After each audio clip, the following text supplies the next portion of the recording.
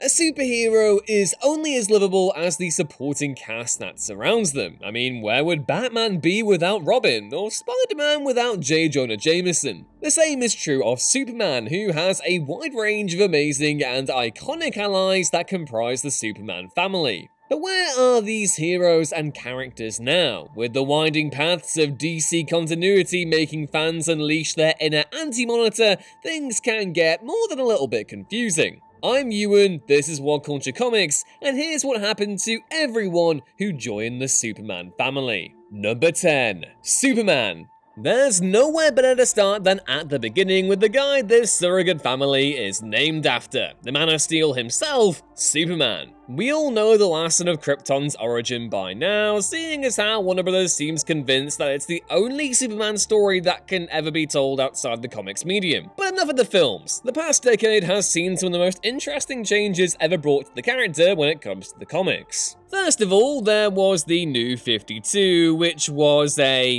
well, it was a time. Go check out our video on it if you want to learn more about how wild it was, and especially for Superman, it was a big deal. But after the 2016 reboot known as Rebirth, things really turned around for Superman. With the New 52 Clark Kent dead, he was replaced by the OG Superman, who had actually settled down with Lois Lane and had a son named Jonathan. In more recent news, Superman finds himself infected with an alien parasite that's also slowly killing him, which just so happens to line up with a timeline of the recent DC story Future State, which shows Superman as having died in the years between the current DC timeline and the 31st century. So while Superman is technically still around, the mantle has sorta been passed on, which I'll explain more about in a bit. Number 9. Lois Lane.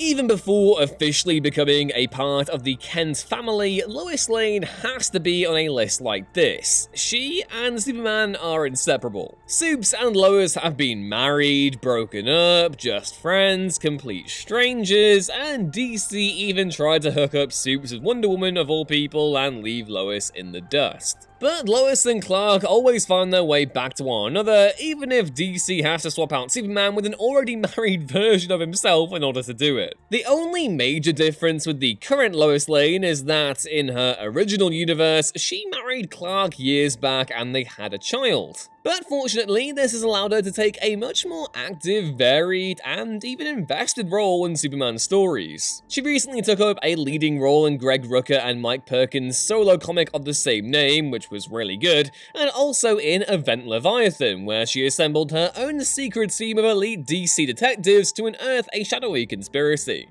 Number 8. Jon Kent. Rounding out the first three and the core members of the Superfam, we have by far the best thing to ever happen to the Superman mythos in a long time. Jon Kent, aka Superboy. Jon is the son of Clark and Lois, inheriting all of his father's powers, but having the advantage of having a guy who's actually been around the bend with this nonsense before as his father. Knowing he's half alien basically since the beginning has its upsides and downsides though. On one hand, it's easier to keep the secret now that he knows there's a secret to be kept, but on the other, he's a little boy with the temperament, demeanor, and maturity thereof, who is fully aware that he has godlike powers. Fortunately, Jon's a sweet kid, and Clark and Lois are great parents, so he never goes full Brightburn on us, which is a good thing given the amount of evil Superman stories that have come out in the last decade have made my eyes bleed. Recently, Jon went through something of a soft reboot when his uncle offered to take him into space to do some good old-fashioned exploration for a few months. In a shockingly scientifically accurate twist for a Superman book, the story remembers that time works differently out in space than on Earth, so a few months to us is over a decade to Jon.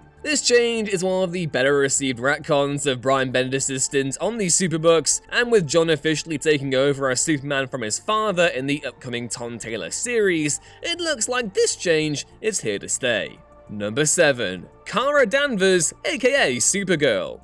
There are so many versions of Supergirl over the decades that it's nearly impossible to keep track of all of them. No, seriously, please don't make me do that because, good lord, that's a big old can of writhing Kryptonian worms to open. So if it's all the same to everyone, I'll just stick with the original that everyone has actually heard of. Kara Zor-El. Well, after the Rebirth event rebooted her continuity to fit more in line with the insanely popular Supergirl CW show, the Maid of Might has mostly been doing what she's always done, kicking around with her cousin, helping out. However, the recently launched Supergirl Woman of Tomorrow series by Tom King and Bilquis Evely has introduced quite the shake-up for her status quo. Supergirl is now currently traveling the stars with an alien girl named Ruthie and KRYPTO the SUPERDOG. Since the series has literally just started, it's not clear where this adventure will take Kara, but it's definitely an interesting shift in her storyline all the same. Number 6. Connor Kent. If there's a runner-up for the most complicated character in the Super family behind Supergirl, it would be Connor Kent, aka Superboy. Superboy is a clone created after Superman was originally murdered by Doomsday. At least that's the post-crisis, pre-New 52 origin for him, but him being a clone is consistent across all modern versions of the character. Connor has been kicking around since his inception, but no one really knew what to do with him until the original Young Justice came along and showed that his cocky, abrasive nature can become electrifying when given the right team of characters to bounce off of. Since then, he's been switched between Young Justice and the Teen Titans, the former of which he resides with currently in the ongoing Young Justice series, alongside other underrated characters like Wonder Girl and Amethyst. Number 5. John Henry Irons.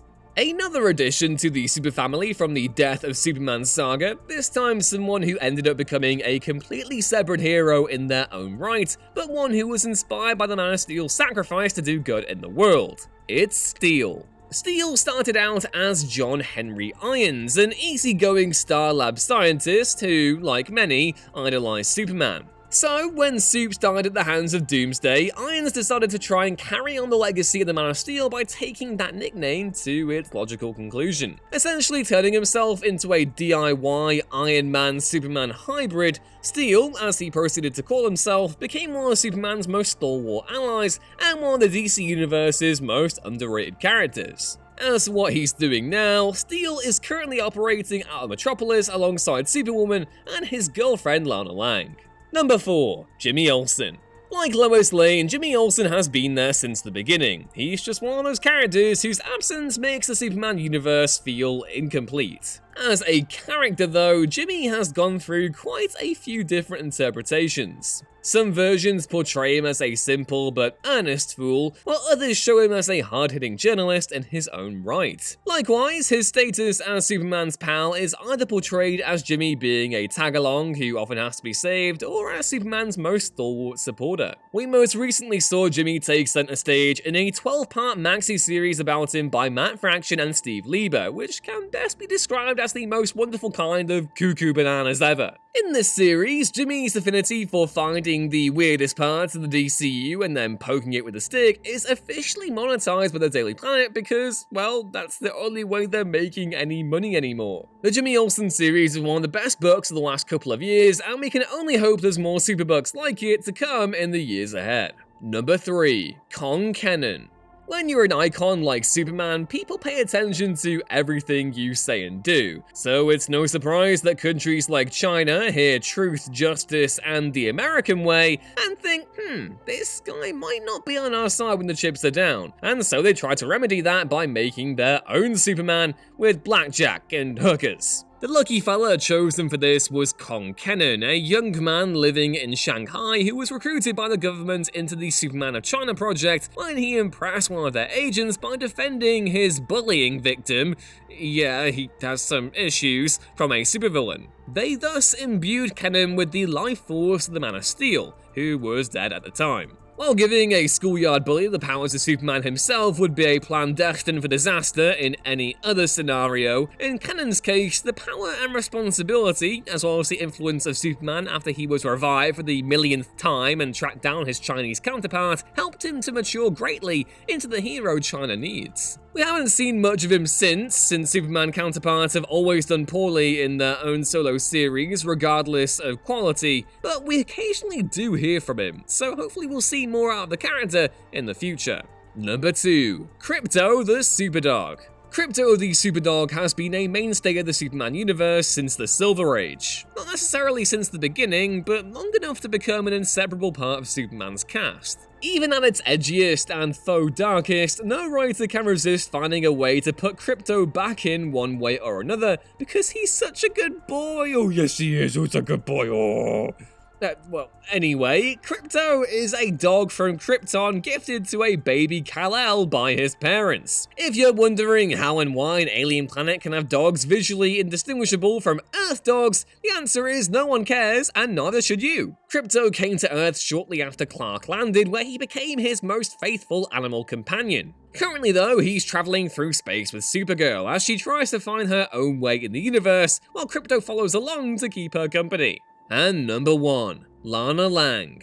Lois Lane is the woman Clark married, but the first woman he fell in love with was his childhood sweetheart, Lana Lang. And for the longest time, that's all Lana ever was, a sort of what could have been character for Clark, sort of along the lines of Gwen Stacy in Spider-Man back when she didn't have a character. Obviously, in recent years, that ceased being good enough. When the New 52 Superman died, his energy passed on to the New 52 Lois, not the one who is John Kent's mother, the other one, yet it's complicated, as well as Lana, giving them different aspects of his abilities that rounded out into their own separate power sets. Although both got the basics like super strength and flight and so on and so forth, Lana got an evolved version of Superman's heat vision, gaining the ability to convert solar radiation into different forms of electromagnetic energy, sort of like the Superman red and blue stuff we got in the 1990s. The two became Superwoman, with Lana getting her new boyfriend John Henry Irons to help her out as Steel, rounding out their team. We haven't really heard much out of her since her short-lived solo book, which concluded with her losing her powers,